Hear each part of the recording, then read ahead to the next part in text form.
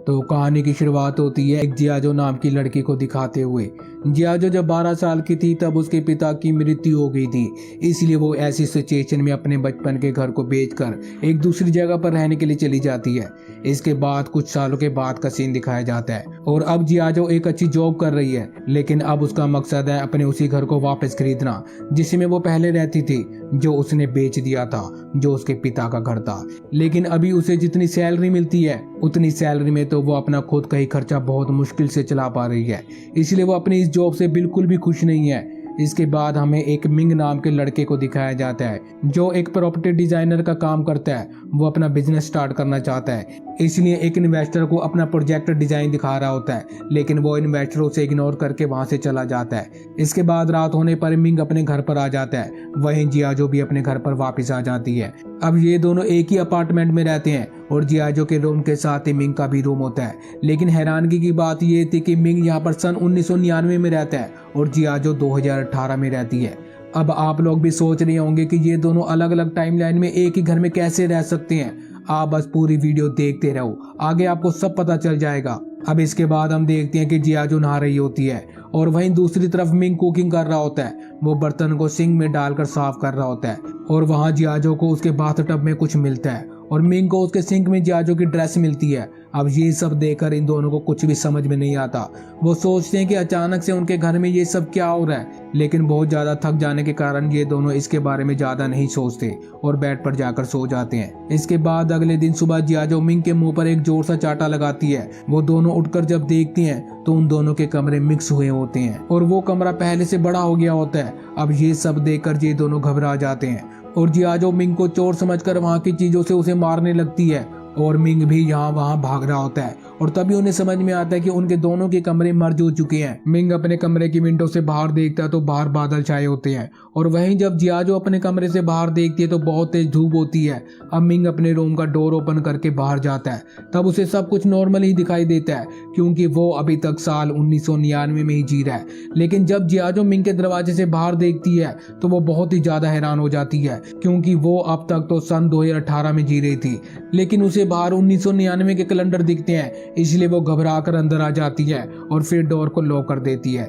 इसके बाद जब वो अपने कमरे के दरवाजे को खोल कर देखती है तब वो फिर से साल 2018 में आ जाती है। लेकिन यहाँ पर मिंग ये सब देखकर बहुत ही ज्यादा हैरान हो जाता है क्योंकि वो अब तक 1999 में जी रहा था और अब 2018 में टेक्नोलॉजी और भी ज्यादा एडवांस हो गई होती है। इसके बाद ये दोनों घबरा कर अंदर जाकर दोनों दरवाजे बंद कर देते हैं। अब यहाँ पर ये दोनों समझ जाते हैं कि ये दोनों एक ही अपार्टमेंट में अलग अलग टाइमलाइन में जी रहे हैं। जियाजो मिंग के चेहरे पर फिर से चाटा लगाती है। तब मिंग कहता है कि अब क्या हुआ। जियाजो कहती है कि ये एक सपना है या सच, बस ये जानने के लिए मैंने तुम्हें चाटा मारा है। इसके बाद मिंग कहता है कि लड़ने से कुछ नहीं होगा, हमें एक बार एक साथ इन दोनों दरवाजों को ओपन करके देखना चाहिए। अब ये दोनों जाकर अपने अपने साइड वाले डोर को एक साथ खोलने की कोशिश करते हैं, लेकिन उस समय उन दोनों के कमरे फिर से मर्ज होने लगते हैं। अब ये देखकर वो समझ जाते हैं कि इन दोनों दरवाजों को एक साथ नहीं खोला जा सकता। जियाजो को याद आता है कि 1999 में उसके डैड जिंदा थे, इसलिए वो मिंग से कहते कि तुम अपनी साइड का दरवाजा खोलो, मैं तुम्हारी टाइमलाइन में जाना चाहती हूँ क्योंकि वहाँ मुझे मेरे डैड से मिलना है। मिंग मान जाता है। अब 1999 में आते ही जियाजो अपने डैड से मिलने के लिए बहुत खुश है और वो भागकर वहां जा रही होती है, लेकिन वहां पहुंचते ही वो देखती है कि उसके डैड ऑलरेडी 10 साल की जियाजो के साथ खेल रहे हैं। अब ये देखकर जियाजो बहुत ही इमोशनल हो जाती है और वो उनसे मिलने के लिए उनके पास जाने लगती है, पर तभी अचानक से उनके सराउंडिंग में एक अर्थक्वेक आता है। उसका सर जोर से घूमने लगता है जिसके कारण वो अपने डैड से नहीं मिल पाती, इसलिए वो गुस्सा होकर फिर से अपने अपार्टमेंट में वापस आ जाती है। अब मिंग कहता है कि जैसे मैं तुम्हें मेरी टाइमलाइन में लेकर गया था, क्या तुम वैसे ही मुझे भी अपनी टाइमलाइन में लेकर जा सकती हो। तभी हम देखते हैं कि जियाजो मिंग को एक एडवांस लैपटॉप देती है और उस लैपटॉप को देखकर मिंग बहुत ही ज्यादा सरप्राइज हो जाता है क्योंकि उसकी टाइमलाइन में तो सिर्फ कंप्यूटर ही हुआ करते थे। अब यहाँ पर मिंग खुद को फ्यूचर में देखने के लिए उस लैपटॉप में अपना नाम टाइप करके सर्च करता है, लेकिन तभी उसके भी सराउंडिंग में अर्थक्वेक आने लगता है और उसका भी सर जोर जोर से घूमने सूंघने लगता है। अब जिया जो यहाँ पर सब समझ जाती है और वो मिंग से कहते हैं कि हम दोनों हमारे पास्ट या फ्यूचर के लोगों से कांटेक्ट नहीं कर सकते, और अगर हमने ऐसा करने की कोशिश की तो इसी तरह से हमारे सराउंडिंग में अर्थक्वेक आने लगेगा और इस तरह से हम दोनों एक साथ डोर ओपन नहीं कर सकते और तुम्हारे डोर को सिर्फ तुम ही ओपन कर सकते हो और तब मैं उसमें से बाहर आ सकती हूँ, और मेरे डोर को सिर्फ मैं ही ओपन कर सकती हूँ और तब तुम उससे बाहर आ सकते हो। इस तरह वो विंग को सारी बातें समझाती है। इसके बाद अगले सीन में एक साइंटिस्ट और एक बड़े अमीर बिजनेसमैन को मीटिंग में बातें करते हुए दिखाया जाता है। तब वो साइंटिस्ट कहता है कि हमने टाइमलाइन मशीन को तैयार कर लिया है, लेकिन वो टाइमलाइन मशीन हमारी जगह पर ना आकर इस सिटी में किसी और जगह पर प्लेस हो गई है और अब हमें किसी भी तरह से उस प्लेस को फाइंड करना होगा। लेकिन उस बिजनेसमैन के दिमाग में सिर्फ एक ही बात चल रही होती है कि उस टाइमलाइन मशीन के जरिए ज्यादा से ज्यादा पैसे कैसे कमाए जाएं। मीटिंग खत्म होने के बाद भी बिजनेसमैन का चेहरा हमें नहीं दिखाया जाता। अब रात हो जाती है पर जियाजो और मिंग को नींद नहीं आ रही होती। जियाजो कहती है कि मेरे डैड मुझे छोड़कर ऊपर चले गए, इसीलिए मैं ऐसी सिचुएशन में आ गई हूँ। मुझे जब भी उनकी याद आती है तब मैं उनकी कार की इस की को देख लेती हूँ और लोन ना चुकाने की वजह से मेरा घर भी मेरे हाथ से निकल गया, पर मैं उस घर को किसी भी तरह से वापस खरीद कर रहूंगी। अब इसके बाद सुबह होने पर जियाजो और मिंग अपने अपने टाइमलाइन में ऑफिस के लिए निकल जाते हैं। दरअसल जियाजो को एक अमीर आदमी से शादी करनी होती है और इतना ही नहीं, उसकी एक कंडीशन भी होती है कि उससे शादी करने वाला आदमी अगर उसके घर को वापस खरीद कर देता है तो ही वो उससे शादी करेगी। और इसी कंडीशन के साथ वो कई लोगों को डेट भी करती है, लेकिन उसकी इस कंडीशन को कोई भी नहीं मानता और ऐसे ही चलते चलते उसे एक दिन अमीर आदमी मिल जाता है जो उसकी इस कंडीशन के लिए राजी हो जाता है। लेकिन वो जियाजो से उम्र में काफी बड़ा लगता है और वो बातें भी काफी अजीब तरीके से करता है, लेकिन अमीर होने की वजह से जियाजो उससे शादी करने के लिए तैयार हो जाती है। इसके बाद हम देखते हैं कि वो आदमी कहता है कि कुछ ही समय में मैं तुम्हारा घर खरीद लूंगा और फिर हमें उस घर में हमारे नाम की नेम प्लेट को लगाना होगा, लेकिन उसके लिए कुछ पैसे लगेंगे और ऐसे छोटे मोटे खर्चे के लिए मैं कैश कैरी नहीं करता हूँ। अगर तुम्हारे पास कुछ पैसे हैं तो मुझे दे दो। अब जियाजो उसकी बातों में आकर एटीएम से पैसे निकालकर उसे दे देती है। इसके बाद वो जियाजो से कहता है कि मैं पानी की बोतल लेकर आता हूँ, लेकिन काफी देर हो जाने के बाद भी वो वापस नहीं आता। जियाजो समझ जाते कि वो एक चोर था और वो उसके पैसे लेकर भाग गया, इसलिए जियाजो बहुत ही दुखी होती है। तब पुलिस आकर इन्वेस्टिगेट करने लगती है और जियाजो भी तब तक बैंक के बाहर ही बैठी रहती है। वहां दूसरी तरफ मिंग अपने ऑफिस में बैठकर ड्रिंक ले रहा होता है। तब उस रेस्टोरेंट में उस कंपनी का ओनर, उसका मैनेजर जूनी और उसके साथ और एक एम्प्लॉय, ऐसे 3 लोग आते हैं। तब उनसे वो ओनर कहता है कि हमें आगे चलकर और भी बिजनेस करना है और इसके लिए मेरे पास बहुत सारे आइडियाज हैं, और ये कहकर वो वहां से चला जाता है। अब उसके जाते ही जूनी उस एम्प्लॉय से कहता है कि उस ओनर को धोखा देकर हम उसके सारे पैसे ले लेंगे और इसके बाद हम उसे बैंक में फंसा देंगे। इस तरह से वो उस एम्प्लॉय को अपना सारा प्लान बता देते हैं, लेकिन तभी बाथरूम में दिखाते हैं जहाँ पर मिंग से कुछ नीचे गिर जाता है। अब उसकी आवाज सुनकर जूनी को लगता है कि किसी ने उनका प्लान सुन लिया है, इसलिए वो बाथरूम के पास जाकर झुककर देखता है और मिंग के पैरों को पकड़कर खींच लेता है और उसे बाहर निकाल लेता है।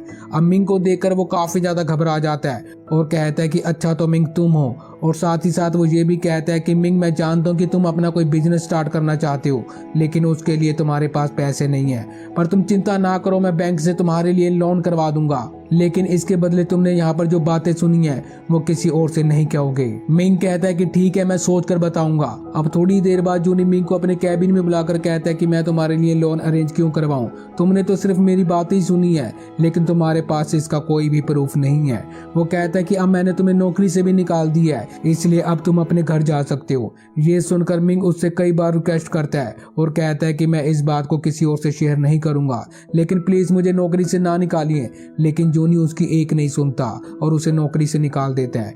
वहीं दूसरी तरफ जियाजो एक ज्वेलरी शॉप में काम करने लगती है और वहां उसकी बचपन की फ्रेंड सिया आती है और कई सालों के बाद मिलने की वजह से वो काफी खुशी से बातें करती हैं। सिया ने एक अमीर आदमी से शादी की होती है और ये बात वो जियाजो को भी बताती है। अब सिया की ये बात सुनकर जियाजो भी उसे झूठ बोल देती है। वो कहती है कि हाँ, मेरा हस्बैंड भी बहुत अमीर है और वो बहुत बिजी रहते हैं। तब सिया उससे कहती है कि आज रात तुम अपने हस्बैंड को अपने साथ लेकर आना, आज हम डिनर एक साथ ही करेंगे और मैं भी अपने हस्बैंड को साथ लेकर आऊंगी। ये कहकर वो वहां से चली जाती है। जियाजो अब एक और बड़ी प्रॉब्लम में फंस गई है क्योंकि उसने झूठ बोल दिया है, पर अब वो कैसे हैंडल करेगी उसे कुछ भी नहीं पता। पर तभी उसके दिमाग में एक आइडिया आता है। वो मिंग को अपना हस्बैंड होने की एक्टिंग करने को कहती है। जियाजो एक कोट भी रेंट पर ले आती है और उस कोट को मिंग को पहनने के लिए कहती है।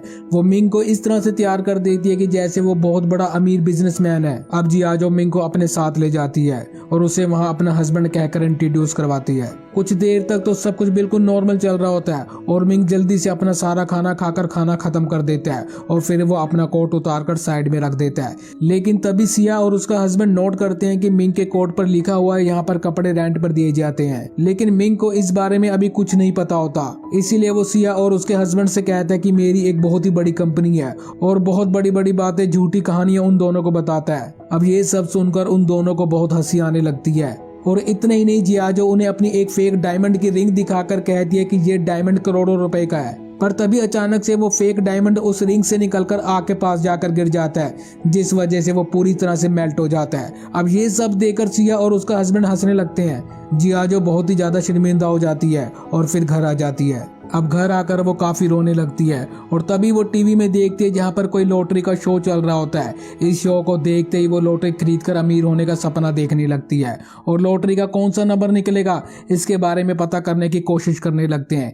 इसलिए वो मिंग की टाइमलाइन में, मतलब कि सन 1999 में जाकर उस विन वाली लॉटरी को खरीद लेते हैं। अब क्योंकि इन दोनों को पता चल चुका है कि इनकी ही लॉटरी विन करेगी, इसलिए ये दोनों काफी एंजॉय करते हैं। जियाजो मिंग को अपनी टाइमलाइन में ले लेती है और फिर ये दोनों बहुत मजे करते हैं। एक बार में जाकर काफी ड्रिंक करते हैं, लेकिन उनके पास बिल भरने के लिए अभी भी पैसे नहीं है। इसलिए जियाजो बिल की जगह अपना पर्स वहां पर गिरवी रख देती है क्योंकि उसका पर्स काफी एक्सपेंसिव होता है। फिर वो कहती है कि कल मैं आकर पैसे देकर अपना पर्स ले जाऊंगी। अब अगली सुबह होते ही ये दोनों लॉटरी का रिजल्ट जानने के लिए बहुत ही ज्यादा एक्साइटेड होते हैं और एज एक्सपेक्टेड उनकी ही टिकट विन करती है। लेकिन अचानक से उनकी लॉटरी टिकट में से नंबर गायब हो जाता है। अब ये देखकर ये दोनों बहुत ही ज्यादा उदास होते हैं। फिर इन्हें समझ में आता है कि वो फ्यूचर को चेंज नहीं कर सकते। इसके बाद अगले दिन जियाजो उस रेस्टोरेंट में जाकर अपना पर्स वापस मांगती है, लेकिन वो मना कर देते हैं और कहते हैं कि पहले पैसे दो, पर जियाजो के पास पैसे नहीं होते। फिर गुस्से में ये दोनों घर लौट जाते हैं और तभी एक बड़ी सी एडवर्टाइजमेंट स्क्रीन पर मिंग को दिखाते हैं।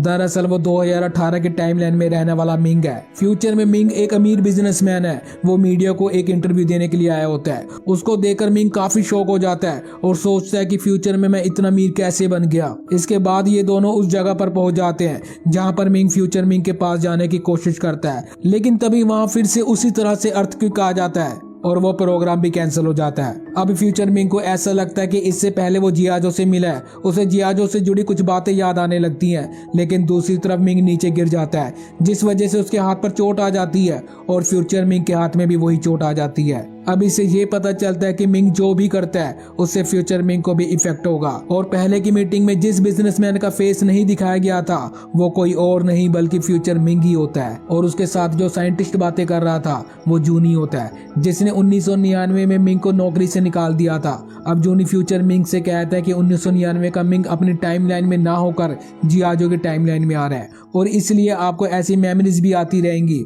और ये सब चीजें यहाँ पर भारी पड़ सकती हैं। इसके बाद अगले दिन मिंग अपने ऑफिस में जाकर जूनी से मिलता है और कहता है कि आप मुझे नौकरी से क्या निकालेंगे, मैं खुद ही आपकी नौकरी को छोड़ रहा हूँ। ये कहकर वो रेजिग्नेशन लेटर देकर चला जाता है और यहाँ दूसरी तरफ फ्यूचर मिंग जियाजो की ज्वेलरी शॉप में जाकर उसे अपनी कार में बिठाकर डेटिंग पर लेकर जाता है। लेकिन वो जितनी खुश 1999 वाले मिंग के साथ थी उतनी खुश वो फ्यूचर मिंग के साथ नहीं दिखती और फ्यूचर मिंग उसे एक बड़े से रेस्टोरेंट में लेकर जाता है। लेकिन हम देखते हैं कि जियाजो फिर भी कुछ मिस कर रही होती है। अब यहाँ पर डिनर करते हुए फ्यूचर मिंग कहता है कि मुझे पता है कि तुम 1999 वाले मिंग के साथ रह रही हो और इसलिए मैं तुम्हें कहना चाहता हूँ कि अब तुम मेरे पास के मिंग के साथ मत रहो, क्योंकि इससे मेरा फ्यूचर इफेक्ट हो सकता है। मैं किसी गोल के साथ आगे बढ़ रहा हूँ और उसमें तुम्हारी वजह से कोई प्रॉब्लम आ सकती है और तुम चिंता ना करो, मैं तुम्हारा बचपन वाला घर तुम्हें वापस खरीदूंगा, लेकिन इसके बदले तुम्हें 1999 वाले मिंग को छोड़कर दूर जाना होगा। अब ये सुनकर और कोई रास्ता ना होने की वजह से जियाजो मान जाती है,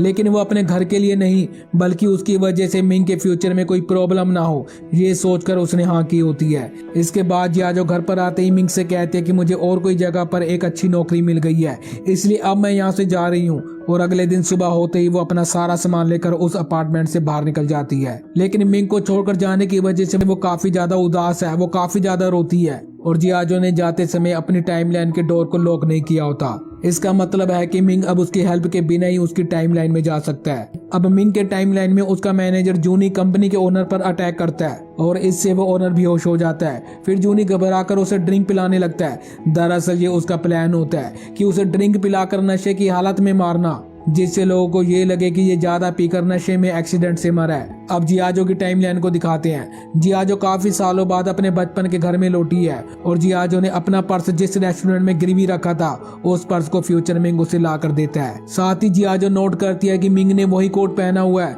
जिस पर उस रेंट वाली शॉप का स्टिकर लगा हुआ है और ये देखते ही वो समझ जाती है कि वो फ्यूचर मिंग नहीं बल्कि 1999 वाला मिंग है और इसलिए तभी वो उसे किस करने लगती है। लेकिन जियाजो उसे कहती है कि हमारा अलग होना ही तुम्हारे फ्यूचर के लिए अच्छा होगा, इसलिए अब आगे मुझसे बात भी ना करना, और फिर उसे वहां से चले जाने के लिए कह देती है। यहाँ पर हम देखते हैं कि ये दोनों रोने लगती हैं। इसके बाद हम देखते हैं कि मिंग उदास होकर अपने अपार्टमेंट में आ जाता है। अब जूनी उसे कॉल करके अर्जेंटली एक ब्रिज पर पहुंचने के लिए कहता है। मिंग को कुछ भी समझ में नहीं आता कि नौकरी छोड़ने के बाद भी जूनी उसे क्यों बुला रहा है। दरअसल जूनी उसे इसलिए बुला रहा होता है क्योंकि उसे ओनर को मारने के लिए उसकी हेल्प की जरूरत थी। वो उसे कहते हैं कि हम इसे मार देंगे लेकिन ये एक एक्सीडेंट लगना चाहिए, पर मिंग ऐसा नहीं चाहता। वो जूनी को बहुत समझाता है कि ऐसा ना करो, ऐसा करना ठीक नहीं है, लेकिन जूनी उसकी एक नहीं सुनता। अब मिंग यहाँ पर कुछ बातें रियलाइज करता है कि 1999 में फ्यूचर मिंग और जूनी ने मिलकर उस ओनर को मार दिया था और इसी वजह से मिंग को मैनेजर की पोस्ट मिली थी और इस तरह वो इतना अमीर बन गया था। ये सारी बातें मिंग समझ लेता है और तभी वो उस कार की चैन को भी नोटिस करता है और ये वही की चैन है जिसे देखकर जियाजो अपने डैड को याद करती है। मतलब कि वो ओनर जियाजो के डैड हैं। अब ये समझते ही मिंग सोचता है कि मैंने जो मिस्टेक की थी उसे मैं ही ठीक करूंगा। वो जल्दी से जाकर जूनी को रोकता है और उस ओनर को बचा लेता है और ऐसा करने पर फ्यूचर मिंग गायब हो जाता है और जियाजो को अपने डैड वापस मिल जाते हैं। वो फिर से बचपन में अपने डैड के साथ टाइम स्पेंड करने लगती है। अब टाइम पास्ट में जाने से वहाँ पर सब कुछ बदलने लगता है और मिंग भी सभी को बदलते हुए देखता है और तब वो जियाजो से मिलने के लिए उसके अपार्टमेंट की तरफ भागता है। ये दोनों ही एक दूसरे से मिलने के लिए भाग कर आते हैं और फिर ये दोनों एक जगह पर मिलते हैं। तब हम देखते हैं कि जियाजो धीरे धीरे गायब होने लगती है और तभी मिंग उसे कहता है कि तुम कुछ ही देर में गायब हो जाओगी और अब तुम तुम्हारे पास में आ गई हो। तुम उम्र में मुझसे 7 साल छोटी भी हो गई हो। तुम मुझे नहीं जानती लेकिन मैं तुम्हें अच्छी तरह से जानता हूँ। मैं तुम्हारा साथ नहीं छोड़ूंगा और मैं तुमसे मिलने जरूर आऊंगा। इसके बाद फिर धीरे धीरे जियाजो गायब हो जाती है। अब हमें 8 साल के बाद का सीन दिखाया जाता है। जियाजो अपना पसंद का म्यूजिक सुनती हुई उस म्यूजिक की तरफ आ रही होती है और वहां आते हुए मिंग उसे देख लेता है, इसलिए मिंग उसके पास आने लगता है। लेकिन उसके पास आते ही जियाजो उसे एक किक मारती है और गुस्से में कहती है कि क्या तुम चोर हो, इस तरह मेरे पास क्यों आ रहे हो। मिंग सोचने लगता है कि क्या अभी भी इस प्यार को लड़ाई से ही शुरू करना पड़ेगा और इसी के साथ ये कहानी यहीं पर खत्म हो जाती है। आपको ये कहानी कैसी लगी हमें कमेंट बॉक्स में जरूर बताएं और ऐसे इंटरेस्टिंग वीडियोस के लिए चैनल को सब्सक्राइब जरूर कर लेना और इस वीडियो को लाइक और शेयर भी जरूर कर देना। धन्यवाद।